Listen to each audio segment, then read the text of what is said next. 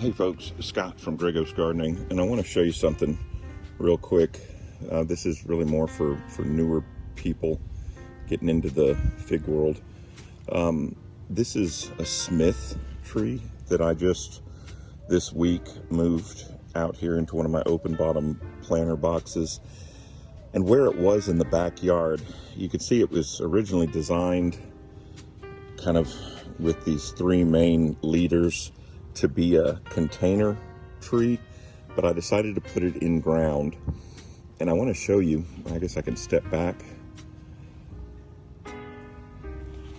This leader on this side was the one that was, I guess you could say, shaded or in the back based on where it was in my backyard.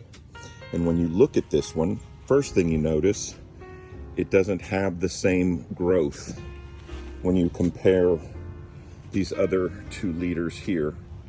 Not that it has no growth, but it's not near as developed.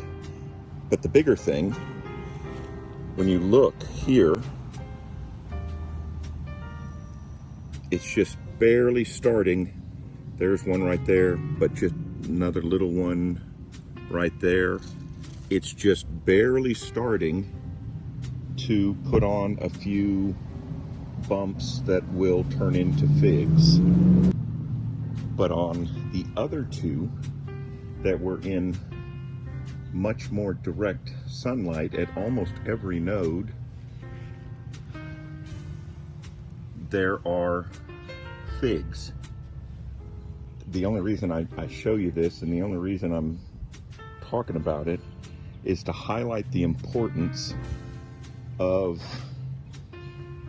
all parts of your tree getting adequate sunlight. You may, where I live, it's tough because I'm in suburbia, and when you look around, I'm surrounded by trees that are not on my property, and I can cut down limbs that overhang my property, but it's still a challenge to get all parts of a tree, equal amounts of sunlight, if you will. And so that's part of the reason why I chose to put this tree out here in front, is so that it could get more evenly distributed sunlight. But it's still, I think it's a great illustration of how, everything else being equal, the only difference being this leader here, the way the pot that I had it in, the way that it was sitting in my backyard, this was the leader that was, for lack of a better description, in the back and not getting quite the same sunlight as these other two leaders here.